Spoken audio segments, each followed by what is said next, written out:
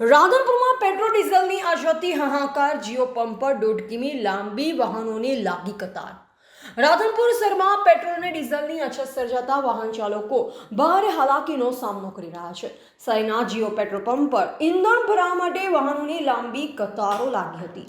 પરિસ્થિતિ એવી બની હતી કે હાઈવે સુધી અંદાજે 1.5 કિલોમીટર લાંબી લાઈન જોવા મળી. કાર, બાઇક, ટ્રક સહિત વાહન ચાલકો કલાકો સુધી પોતાના વારાનો રાહ જોતા નજરે પડ્યા હતા.